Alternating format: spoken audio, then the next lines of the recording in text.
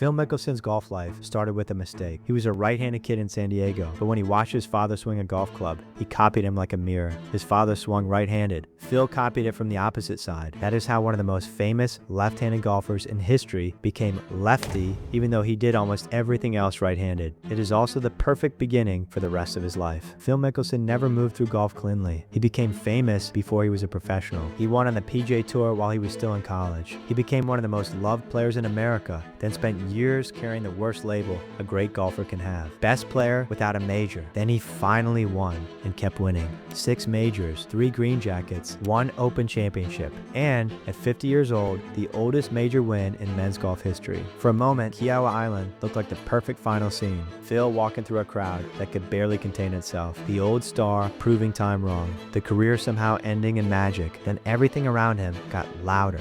The gambling stories, the live comments, the lost sponsors, the apology, the break from golf, the question of how one of golf's favorite players became one of its most complicated. Phil Mickelson was born in San Diego in 1970. His father, Phil Sr., was an airline pilot and former naval aviator. His mother, Mary, helped raise a kid who seemed attached to the game almost as soon as he could walk. The family story is that when Phil was only 3, he ran away from home because he wanted to go to the golf course. That sounds cute until you look at what happened later. Phil did not grow into golf slowly. He grew up inside it. His father taught him. The family had a backyard practice area. Phil hit balls, worked on his short game, and built a relationship with golf before most kids have a relationship with school. And because he learned by mirroring his dad, his swing came from the left side. From the beginning, Phil had something strange attached to him. The right-handed boy with the left-handed swing. The kid who looked different before anyone knew how different his career would become. By the time he reached Arizona State, he was already carrying expectations most players never get. At Arizona State, Phil was not treated like a normal college golfer for very long. He won 3 NCAA individual championships. He won the U.S. Amateur. He became an All-American every year. Then in 1991, while he was still an amateur, he won a PGA Tour event in Tucson. A college player is supposed to show promise. Phil beat the pros, so when he turned professional in 1992, nobody was wondering if he belonged. The question was how much he was going to win, and for years he answered that question almost every season. He won at Torrey Pines, he won at Pebble Beach, he won enough that the PGA Tour had to make room for him as a permanent character, but another player arrived at almost the same time and changed the entire sport. Tiger Woods became the force. Phil became the other superstar, the one fans felt closer to. He smiled, he signed, he talked. He made people feel like they were part of the show. That connection mattered because the next part of his career was built on frustration. Phil could win almost anywhere. He just could not win a major. The first painful version came at the 1999 U.S. Open at Pinehurst. Phil was chasing his first major. Payne Stewart was chasing one more great moment, and Phil was also waiting for a message from home. Amy, his wife, was pregnant with their first child. Phil had a beeper with him, and he had made his decision before the final round ever got serious. If Amy went into labor, he was leaving. The U.S. Open could wait. His daughter could not. He was standing in one of the biggest moments of his career, and he was ready to walk away from it for his family. The beeper never went off. Phil lost by 1. Payne Stewart made the putt on 18, grabbed Phil's face afterward, and told him he was going to be a father. The next day, Phil and Amy welcomed their daughter Amanda. That weekend gave golf fans the full Phil Mickelson experience. He lost the trophy, but the audience felt closer to him than ever. Phil kept getting close to majors. He kept giving people reasons to believe, and every miss made the same label heavier. Best player to never win a major. That line sounds like praise, until it follows you everywhere. By 2004, Phil had won 22 times on the PGA Tour. He had money, fame, a family, and a massive fan base. But golf kept shrinking his career down to one missing trophy. Then he arrived at Augusta. The 2004 Masters felt like golf had been holding its breath. Phil was 33 years old. He had been close too many times. He had heard the label too many times. On Sunday, he finally stopped giving people almost. He made birdies on the back 9. He chased Ernie Els. And on the 18th green, he had an 18-foot putt to win the Masters when the ball caught the edge and dropped. Phil Mickelson was finally a major champion. The label was gone. And once it disappeared, the wins came quickly. He won the PGA Championship in 2005. He won the Masters again in 2006. For a short time, Phil's career looked like it had finally snapped into place. Then winged foot happened. At the 2006 U.S. Open, Phil came to the final hole with a one-shot lead.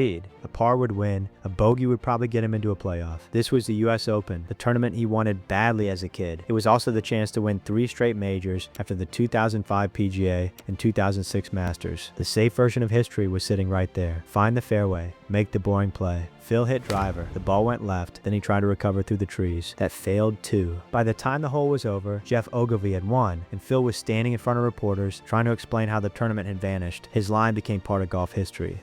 I still am in shock that I did that. I just can't believe that I did that. I am such an idiot.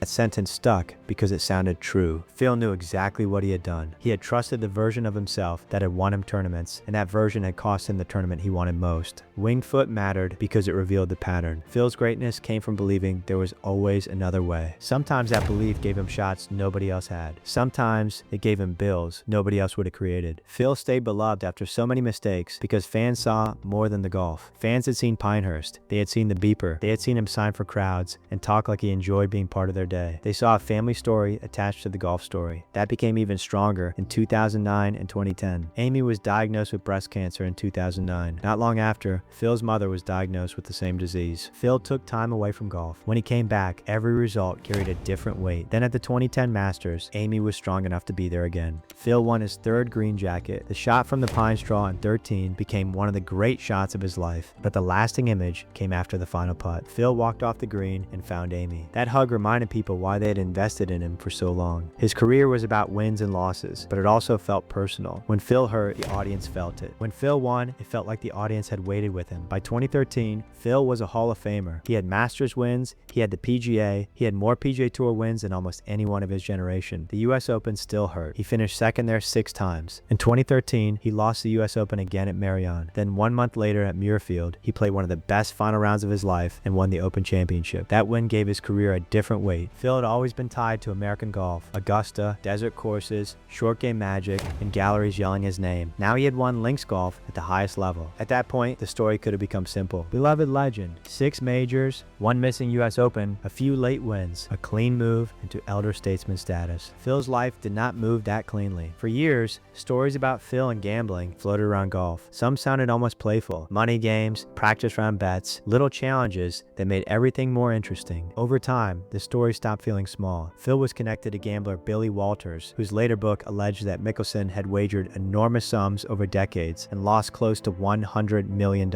Walters also claimed Phil once wanted to bet on the 2012 Ryder Cup. Phil publicly denied ever placing a Ryder Cup bet and said gambling had become reckless and embarrassing in his life. That admission changed the way the risk-taking looked. Fans had always loved Phil for chasing action on the course, but there is a difference between risk that creates a roar and risk that starts taking pieces of your life. By the late 2010s, Phil was still capable of great golf. He won again in 2018. He won Pebble Beach in 2019. He kept finding ways to stay relevant when most players from his generation were fading. Then in 2021, he did something almost nobody thought was possible. At the 2021 PGA Championship, Phil Mickelson was 50 years old. Kiowa Island looked too long, too hard, too young. He entered as a famous name in the field. By Sunday, he was beating it. But Phil kept hanging around. He got into the final group with Brooks Koepka, one of the strongest major players of the era, and refused to disappear. On Sunday, the crowd started to believe something impossible was happening. By the time Phil reached the 18th fairway, the ropes could not hold everyone back. The gallery fluttered around him. For a few minutes, the sport seemed to be escorting one of its favorite characters into history. Phil finished the job. At 50 years old, he became the oldest men's major champion ever. That should have been the ending. The kid who learned golf backwards had outlasted time. The player who could not win majors had won 6. The man whose career was full of US Open pain had found a final miracle at the PGA. If Phil had faded quietly after Kiowa, the last image might have stayed beautiful forever. He did not fade quietly. The next year, Phil became one of the central figures in the fight that split professional golf. He had been critical of the PGA Tour and interested in the Saudi-backed league. It became Live Golf. Then his comments to Alan Shipnuck became public. Phil acknowledged Saudi Arabia's human rights record in blunt terms,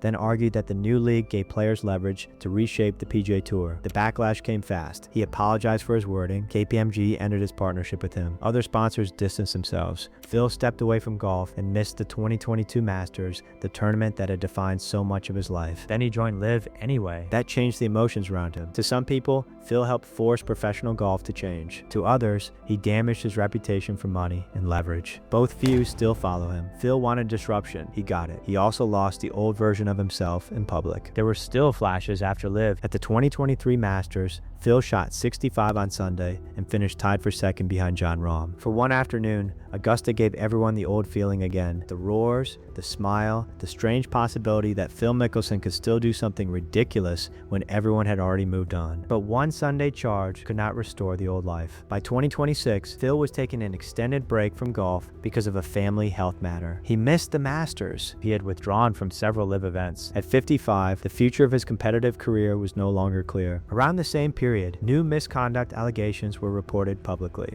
Phil's representatives disputed parts of the reporting and said some claims were false or taken out of context, while also describing him as focused on family, accountability, and personal recovery. That chapter is still developing, and it needs careful wording, but the larger point is already visible. The conversation around Phil Mickelson has moved beyond golf. That is a hard, late chapter for someone who gave golf so many unforgettable moments. The genius and chaos of Phil Mickelson was larger than the way he played a hole. It was the way he lived an entire career. He saw possibilities other people did not see. He chased them harder than other people would. When that instinct was aimed at golf, it gave the sport some of his best theater. The amateur win on the PGA Tour, the Masters leap, the pine straw shot at Augusta, the oldest major champion ever walking through a crowd that could barely contain itself. Phil Mickelson gave golf joy, pain, risk, family, controversy, and one of the most unlikely major wins ever.